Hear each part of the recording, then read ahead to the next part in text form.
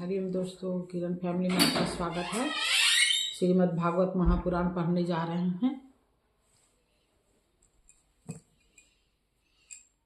श्री राधा कृष्णाभ्याम नमः। श्रीमद् भागवत महापुराण प्रथम खंड।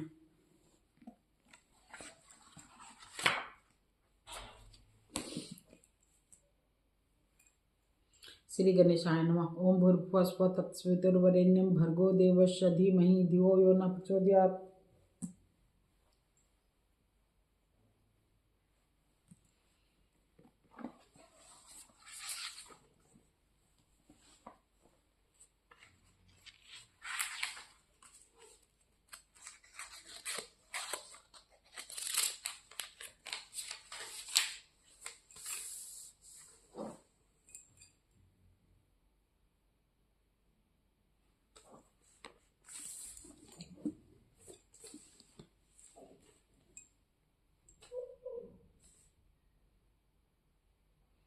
अतः पंचम स्कंद भगवत महापुराण का प्रथम खंड का पंचम स्कंद नवम अध्याय। अतः नवम अध्याय भरत जी का ब्राह्मण कुल में जन्म।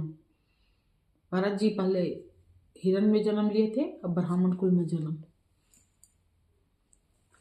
श्री सुखदेव जी कहते हैं, राजन आंगिरस गोत्र में शम दम तप स्वाध्याय वेदाध्ययन त्याग अतिथि आदि को अन्न देना संतोष तितिक्षा विनय विद्या कर्म विद्या अनुसूया दूसरे के गुणों में दोष न ढूंढना आत्मज्ञान आत्मा के कर्तव्य और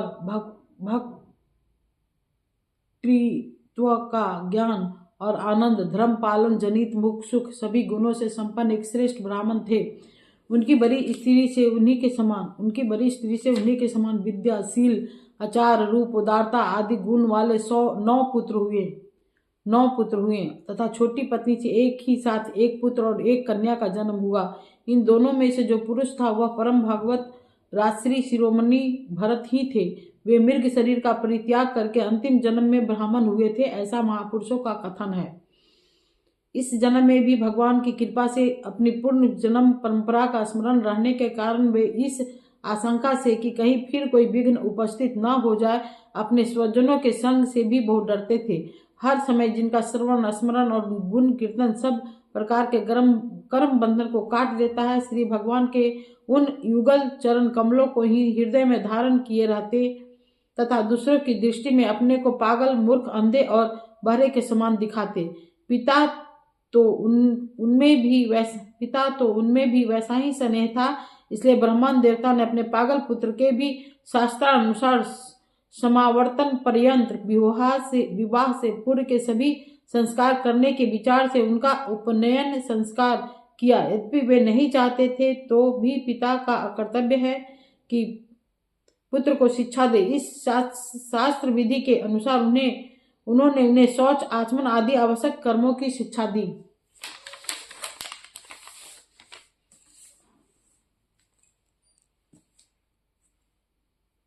किंतु भरत जी तो पिता के सामने ही उनके उपदेश के विरुद्ध आचरण करने लगते थे। पिता चाहते थे कि वर्षा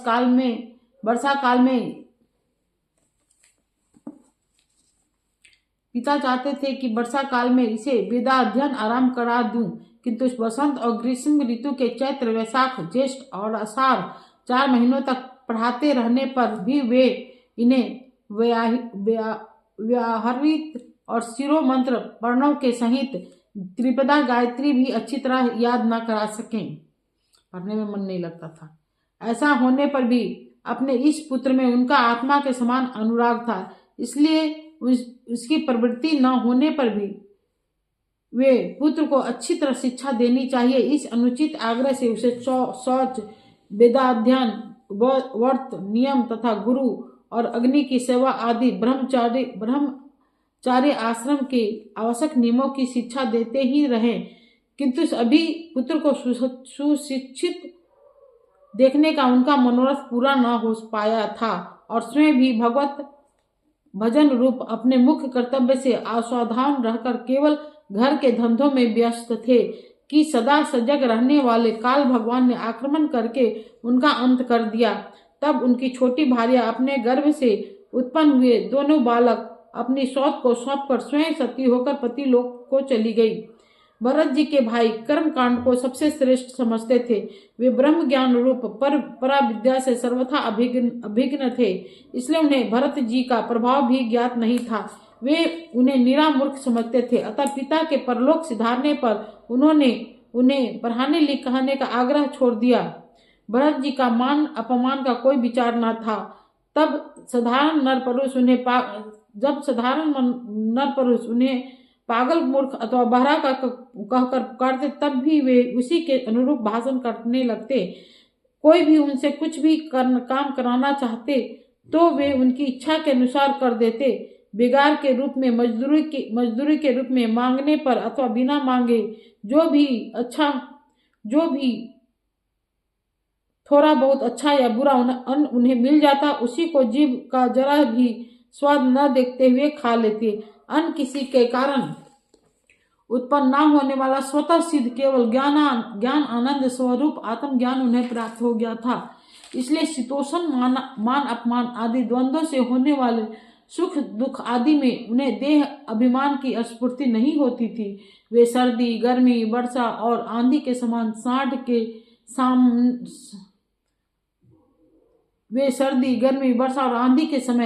के समान नंगे पड़े रहते थे। उनके सभी अंग हष्ट पुष्ट एवं गठे हुए थे। वे पृथ्वी पर ही पड़े रहते थे। कभी तेल उपटन आदि नहीं लगाते और न कभी स्नान करते थे। इससे उनके शरीर पर मैल जम गई थी। उनका ब्रह्म तेज धूलि से ढके हुए मूल्यवान मणि के समान छिप गया था। वे अपनी कमर में एक मैला कुचैला कपड़ा लपेटे रहते थे। उनका योगोपवीत भी बहुत ही मैला हो गया था। इसलिए अज्ञानी जनता यह कोई द्विज है, कोई अधम ब्राह्मण है, ऐसा कहकर उनका तिरस्कार किया करती थी। किंतु वे इसका कोई विचार न करके स्वच्छंद विचरते थे। दूसरे की मजदूरी करके पेट पालते देख जब उन्हें उनके भाइयों ने खेत की क्यारियां ठीक करने में लगा दिया, तब वे उस कार्य को भी करने लगे। परंतु उन्हें इस बात का कुछ भी ध्यान न था कि उन क्यारियों की भूमि समतल है या ऊंची नीची अथवा छोटी है या बड़ी। उनके भाइयों उन्हें चावल की कनी, खली, भूसी, भुने हुए उड़द अथवा बर्तनों में लगी हुई जले अन्न की खुरचन जो कुछ भी दे देते, उसी को वह अमृत के समान खा लेते। किसी समय डाकुओं के सरदार ने, जिसके सामंत शूद्र जाति के थे, उन पुत्र की कामना से भद्रकाली को मनुष्य की बलि देने का संकल्प किया। उसने जो पुरुष पशु बलि देने के लिए पकड़ कर मंगाया था, वह दैववश उसके पंधे से निकलकर भाग गया। उसे ढूंढने के लिए उसके सेवक चारों ओर दौड़े, किंतु अंधेरी रात में आधी रात के समय कहीं उसका पता न लगा। इसी समय देवयोग से अकस्मात उनकी दृष्टि इन अंगिर गोत्रीय ब्राह्मण कुमार पर पड़ी, जो वीरासन में बैठे हुए मृग, बारह आदि जीवों से खेतों की रखवाली कर रहे थे।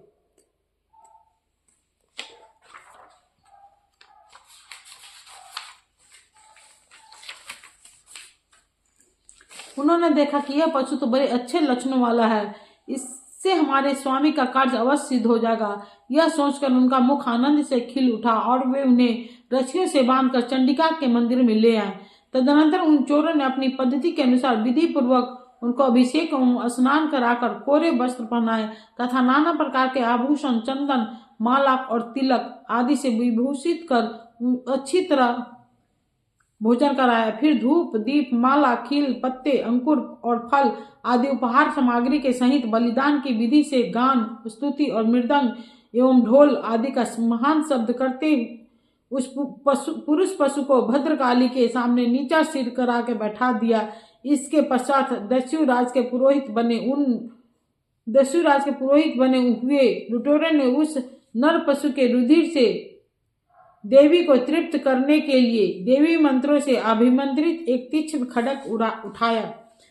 चोर स्वभाव से रजोगुनी तमोगुनी थे ही धन के मध्य से उनका चित्त और भी उन्मत्त हो गया था। हिंसा में भी उनकी स्वाभाविक रुचि थी। इस समय तो वे भगवान के अंश स्वरूप ब्राह्मण कुल का तिरस्कार करके स्वच्छंदता से कुमार्ग की ओर बढ़ रहे थे। आपत्ति काल में भी जिस हिंसा का अनुमोदन किया गया है उसमें भी ब्राह्मण वध का सर्वथा निषेध है। तो भी वे साक्षात ब्रह्म को भाव को प्राप्त हुए वैरहीन तथा समस्त प्राणियों के सुहृद एक ब्रह्म ऋषि कुमार की बलि देना चाहते थे। यह भयंकर कुकर्म देखकर देवी भद्रकाली के शरीर में अति दुस्सह ब्रह्म तेज से दाह होने लगा और वे एकाएक मूर्ति फोड़कर प्रकट हो गईं। अत्यंत असहनशीलता और क्रोध के कारण उनकी भौवें चढ़ी हुई थी तथा कराल धारों और चढ़ी हुई लाल आंखों के कारण उनका चेहरा बड़ा भयानक जान पड़ता था। उनके इस विकराल वेश को देखकर ऐसा जान पड़ता था मानो इस संसार का संहार कर डालेगी। उन्होंने क्रोध से तरक कर बड़ा भीषण गट्ठास किया और उछलकर उस अभिमंत्रित खड्ग से ही उन सारे पापियों के सिर उड़ा दिए और अपने गुणों के सहित उनके गले से बहता हुआ गरम रुधिर रूप आंसू पीकर अति उन्मत्त हो ऊंचे स्वर से गाती और नाचती हुई उन सिरों को ही गेंद बनाकर खेलने लगी। सच है, महापुरुषों के प्रति किया हुआ अत्याचार रूप अपराध इसी प्रकार ज्यों का त्यों अपने ही ऊपर पड़ता है। परीक्षित जिनकी देह अभिमान सुदृढ़ हृदय ग्रंथि छूट गई है, जो समस्त प्राणियों के सुहृद एवं आत्मा तथा बैरहीन है, साक्षात भगवान नहीं भद्रकाली आदि भिन्न भिन्न रूप धारण करके अपने कभी न चुकने वाले काल चक्र रूप श्रेष्ठ शस्त्र से जिनकी रक्षा करते हैं और जिन्होंने भगवान के निर्भय चरण कमलों का आश्रय ले रखा है, उन भगवत भक्त परमहंसों के लिए अपना सिर कटने का अवसर आने पर भी किसी प्रकार व्याकुल न होना यह बड़े कोई आश्चर्य की बात नहीं है। इति श्रीमद् भागवते महापुराणे परमहंस्याम संहिता पंचम स्कंदे जड़ भारत चरिते 9वां अध्याय। अब पढ़ेंगे 10वां अध्याय। 10वां अध्याय जड़ भारत और राजा रोहुगण की भेंट। सुखदेव जी कहते हैं, राजन एक बार सिंधु सौवीर देश का स्वामी राजा रहुगण पालकी पर चढ़कर जा रहा था। तब जब वह इछुमती नदी के किनारे पहुंचा तब उसकी पालकी उठाने वाले कहारों के जमादार को एक कहार की आवश्यकता पड़ी। कहार की खोज करते समय देववश उससे यह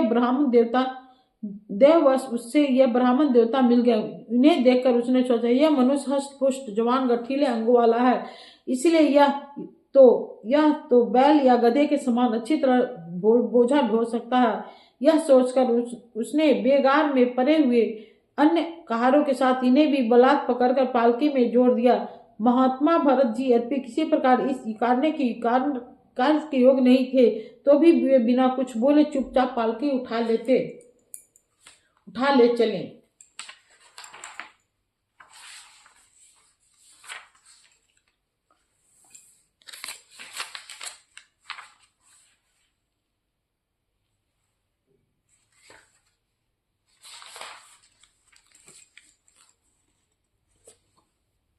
वे दीजवर कोई जीव पैरों तले दब न जाए इस डर से आगे की एक बाण पृथ्वी देखकर चलते थे, इसलिए दूसरे कहारों के साथ उनकी चाल का मेल नहीं खाता था।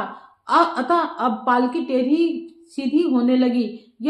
तब यह देखकर राजा रहुगण ने पालकी उठाने वालों से कहारों अच्छी तरह चलो, पालकी को इस प्रकार ऊंची नीची करके क्यों चलते हो।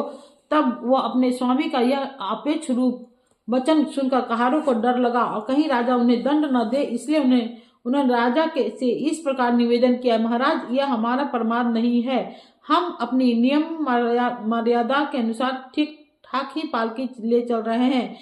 यह एक नया कहार अभी पालकी में लगाया गया है, जो तो भी यह जल्दी नहीं चलता। हम लोग इसके साथ पालकी नहीं ले जा सकते। कहारों के दीन वचन सुनकर रहुगण ने सोचा, संसर्ग से उत्पन्न होने वाला दोष एक व्यक्ति में होने पर भी उसे संबंध रखने वाले सभी पुरुषों में आ सकता है, इसलिए यदि इसका प्रतिकार न किया गया तो धीरे धीरे ये सभी कहार अपनी चाल बिगाड़ लेंगे। ऐसा सोचकर राजा रहुगण को कुछ क्रोध हो आया। यद्यपि उसने महापुरुषों का सेवन किया था, तथापि क्षत्रिय स्वभाव वश बलात् उसकी बुद्धि रजोगुण से व्याप्त हो गई और वह उन दिव्य श्रेष्ठ जिनका ब्रह्म तेज भस्म से ढके हुए अग्नि के समान प्रकट नहीं था। इस प्रकार व्यंग से भरे सब वचन में कहा, अरे भैया, बड़े दुख की बात है। अवश्य ही तुम थक गए हो। ज्ञात होता है तुम्हारे इन साथियों ने तुम्हें तनिक भी सहारा नहीं लगाया। यदि इतनी दूर से तुम अकेले ही बड़ी देर से पालके ढोते चले आ रहे हो, तुम्हारा शरीर भी तो विशेष मोटा ताजा और हट्टा कट्टा नहीं है, और मित्र बुढ़ापे ने अलग तुम्हें दबा रखा है। इस प्रकार बहुत ताना मारने पर भी वे पहले की ही बातें चुपचाप पाल के उठाए चलते रहे। उन्होंने इसका कुछ भी बुरा ना माना, क्योंकि उनकी दृष्टि में तो पंचभूत इंद्रिय और अंतःकरण का यह संघात, यह अपना अंतिम अविद्या का ही कार्य था। वह विविध अंगों से युक्त दिखाई देने पर भी वस्तुतः था विविध अंगों से युक्त दिखाई देने पर भी वस्तुतः था ही नहीं। इसलिए उसमें उनका मैं मेरेपन का मिथ्या अभ्यास सर्वथा निवृत्त हो गया था और वे ब्रह्म रूप में हो गए थे। किंतु पालकी अब भी सीधी चाल से नहीं चल रही थी। यह देखकर राजा रहुगन क्रोध से आग बबूला हो गया और कहने लगा, अरे यह क्या तू जीता ही मर गया है? ये तू मेरे निरादर करके मेरी आज्ञा का उल्लंघन कर रहा है। मालूम होता है कि तू सर्वथा प्रमादी है। अरे जैसे दंड पानी यमराज जन समुदाय को उसके अपराधों के लिए दंड देते हैं, उसी प्रकार मैं भी अभी तेरा इलाज किए देता हूँ, तब तेरे होश ठिकाने आ जाएंगे। रहुगण को राजा होने का बड़ा अभिमान था, इसलिए वह इसी प्रकार बहुत सी अनाप शनाप बातें बोल गया। वह अपने को बड़ा पंडित समझता था, अतः रजतम युक्त अभिमान के वशीभूत होकर उसने भगवान के अनन्य प्रीति पात्र भक्तवर भरत जी का तिरस्कार कर डाला। योगेश्वरों की विचित्र कहानी करने का तो उसे कुछ पता ही नहीं था। उसकी ऐसी कच्ची बुद्धि देखकर वे संपूर्ण प्राणियों के सुहृदय एवं आत्मा ब्रह्मभूत ब्राह्मण देवता मुस्कुराए और बिना किसी प्रकार का अभिमान किए इस प्रकार कहने लगे। जट भरत ने कहा, राजन, तुमने जो कुछ कहा वह यथार्थ है, इसमें कोई उल्लंघना नहीं है। यदि भार नाम की कोई वस्तु है तो ढोने वालों के लिए है, यदि कोई मार्ग है तो वह चलने के लिए है। मोटापन भी उसी का है। यह सब शरीर के लिए कहा जाता है, आत्मा के लिए नहीं। ज्ञानी जान ऐसी बातें नहीं करते। स्थूलता, कृष्णता आदि व्याधि, भूख प्यास, भय, कलह, इच्छा, बुढ़ापा, निद्रा, प्रेम, क्रोध, अभिमान और शोक, ये सब धर्म देह अभिमान को लेकर उत्पन्न होने वाले जीव में रहते हैं। मुझ में इनका लेश भी नहीं है।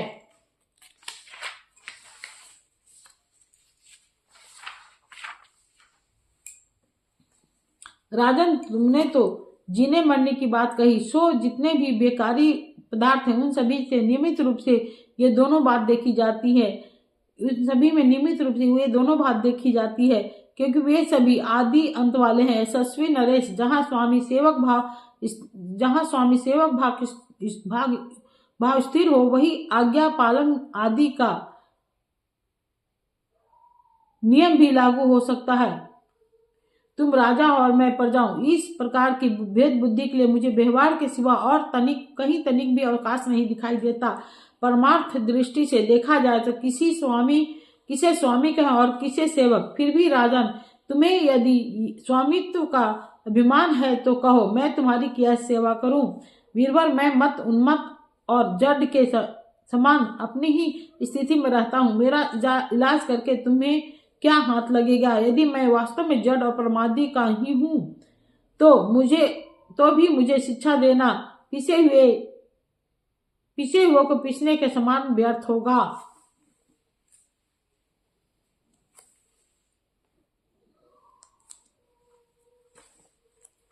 श्री सुखदेव जी कहते, परीक्षित, मुनिवर जड़ भरत यथार्थ तत्व का उपदेश करते हुए इतना उत्तर देकर मौन हो गए।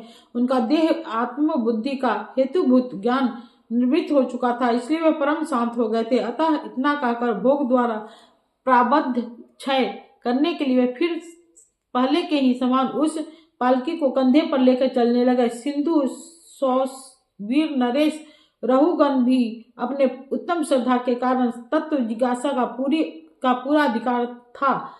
जब उन्होंने इस द्विज श्रेष्ठ के अनेकों यज्ञों ग्रंथों से समर्पित और हृदय की ग्रंथि का छेदन करने वाले ये वाक्य सुने, तब वह तत्काल पालकी से उतरकर उसका रजामंद सर्वथा दूर हो गया। पालकी से उतर पड़ा, उसका राजमद सर्वथा दूर हो गया और वह उनके चरणों में रखकर अपना अपराध क्षमा करते हुए इस प्रकार कहने लगा, देव, अपने द्विज का यह चिन्ह योगोपीत धारण कर रखा है, बतलाइए इस प्रकार प्रच्छन्न भाव से विचरने वाला आप कौन है? क्या आप दात्रेय आदि अवधूतों में से कोई हैं? आप किसके पुत्र हैं? आपका कहाँ जन्म हुआ है और यहाँ कैसे आपका पदार्पण हुआ है? यदि आप हमारा कल्याण करने पधारे हैं तो क्या आप साक्षात सत्य मूर्ति भगवान कपिल जी की ही?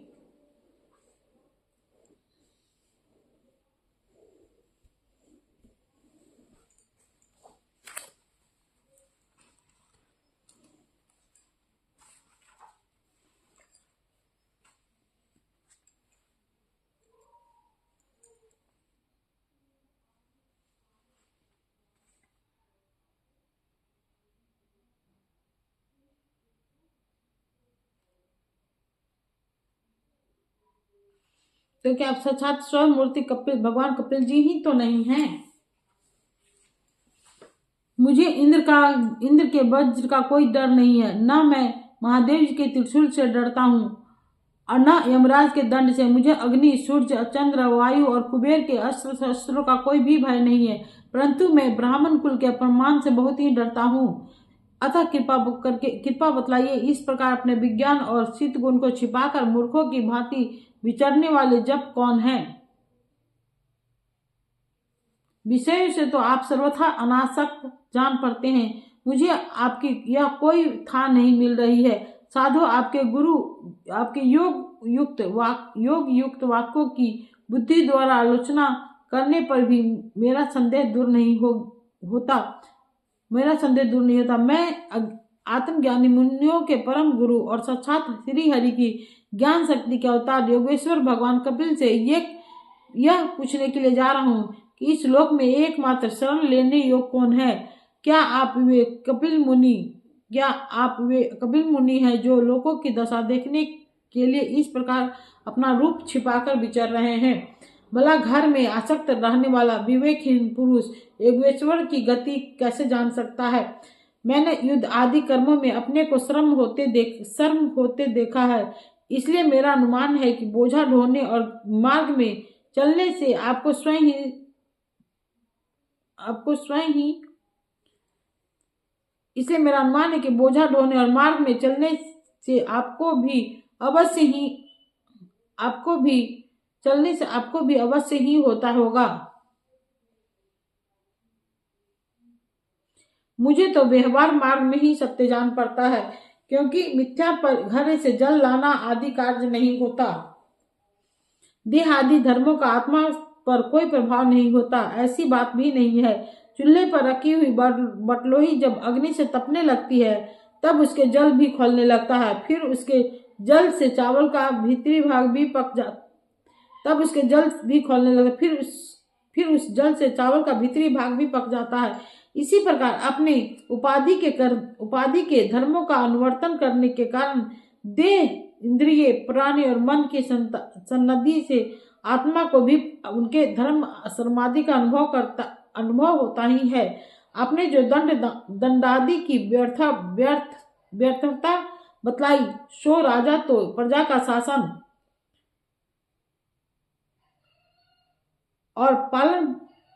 शासन और पालन करने के लिए नियुक्त किया हुआ उसका दासी है। उसका उत्तमादि को दंड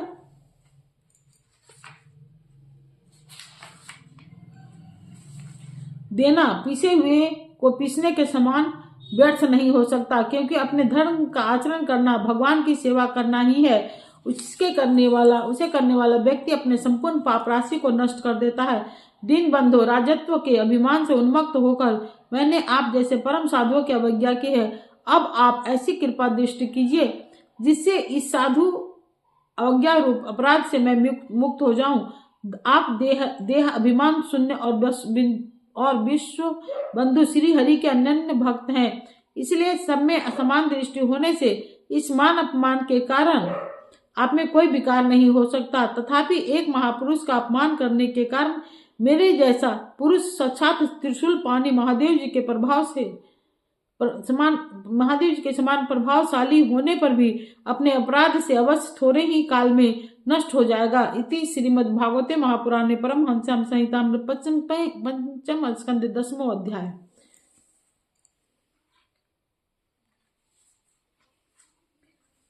कल पढ़ेंगे अथ एकादशो अध्याय।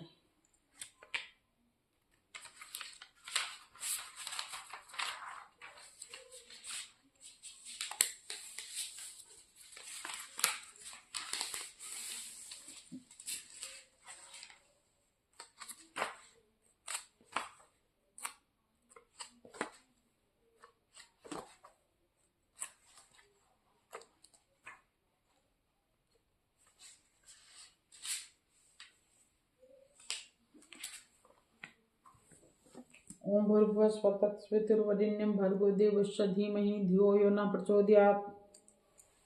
ठीक है दोस्त, हरिओम।